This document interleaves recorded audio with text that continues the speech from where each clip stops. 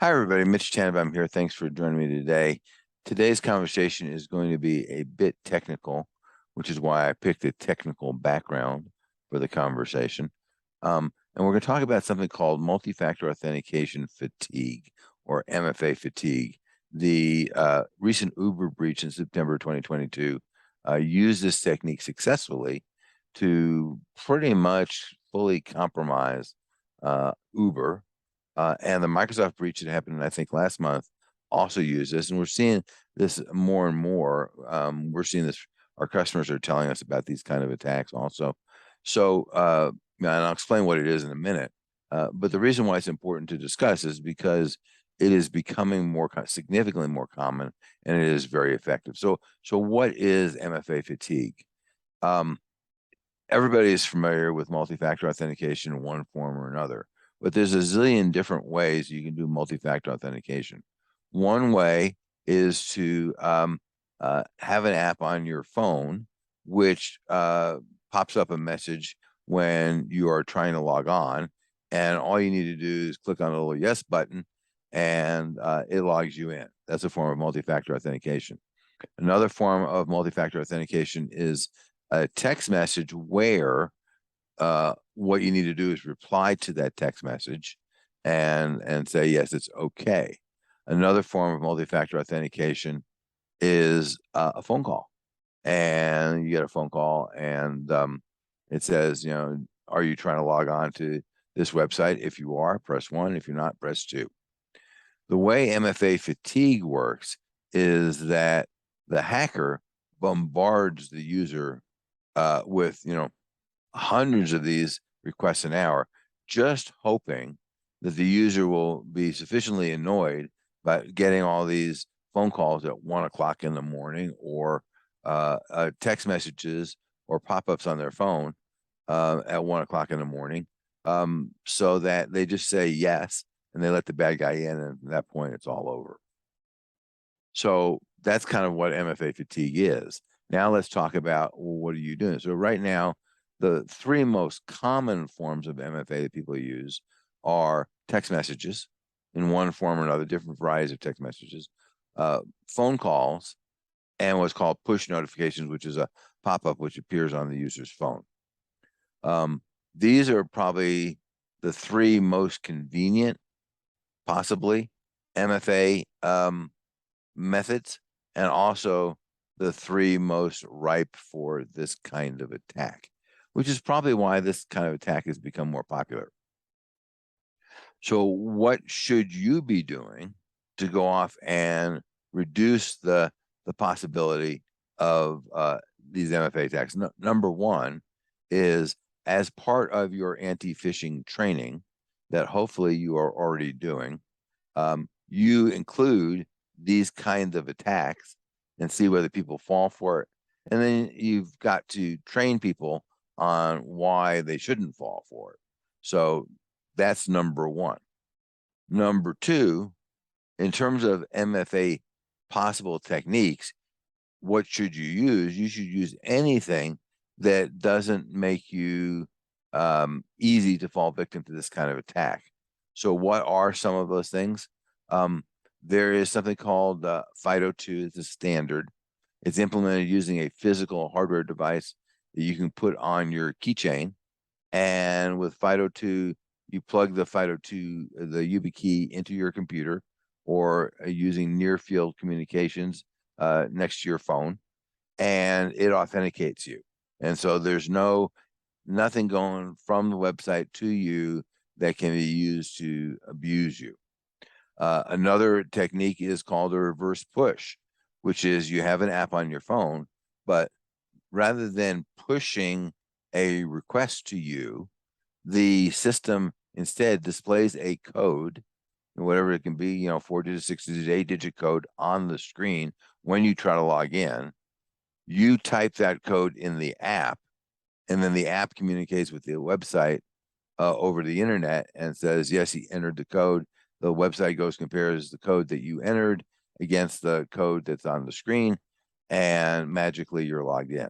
Again, no attack vector there, because the bad guy can go off and try to log in as many times as they want, and they'll keep getting a code on the screen, and the user will actually be unaware that it's even happened. And the third kind of attack is, the third kind of MFA that is not susceptible to these kinds of attacks is a traditional authenticator app like Google Authenticator, Microsoft Authenticator, Facebook Authenticator, or Authy. Those are the four big ones. And in that case, again, the user logs on with their user ID and password to the website. The website asks you to go get a key or a one-time password off of the app. You look at the app, you type that password in, and the system logs you in. So all of those kinds of methods of multi-factor authentication are not susceptible to this kind of attack. That doesn't mean they're not susceptible to some other kind of attack, but this is the attack we're seeing, and these kinds of techniques are not susceptible.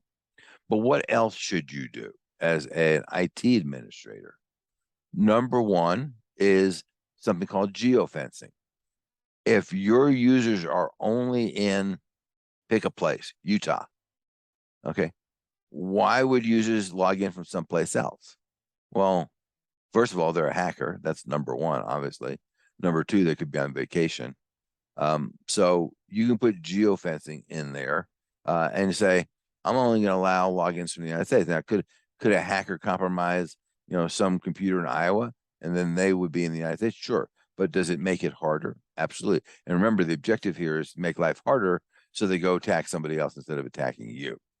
But certainly, if you put off limits, places like Africa and Asia, the Soviet Union, China, North Korea, you're going to take out some percentage of attacks, and that's a good thing. The next thing is improbable login. And obviously, your service provider, remember, this is not just your own, if you have a Google account or a Microsoft account, this is also all the service providers that you use. So if you use some kind of cloud service, you want to ask them as part of your decision-making process, well, tell me about what kind of multi-factor authentication options you offer from a security standpoint. So the next one is improbable login.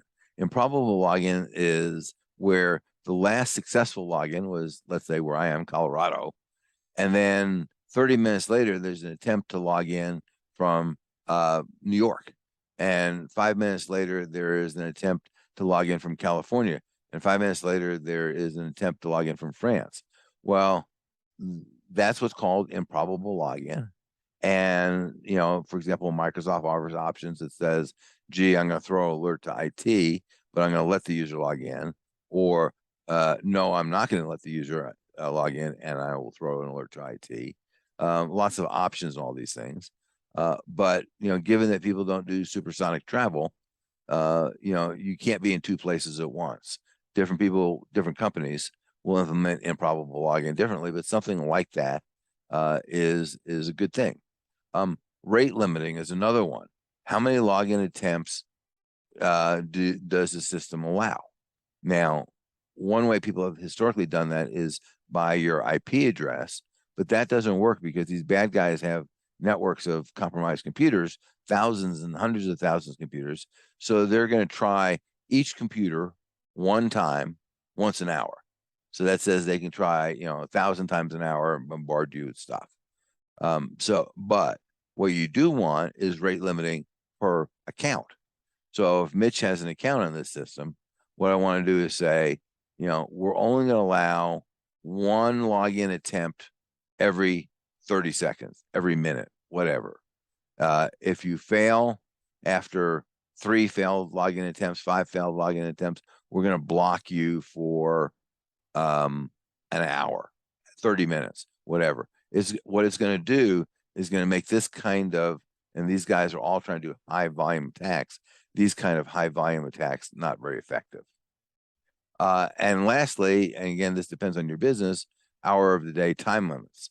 So if you know that your people are only supposed to work from 9 to 5, and this is really useful for folks who are hourly and don't work off hours, are only supposed to work during their work shift, because you get in trouble with the state labor laws if people are responding to emails outside of the normal work hours.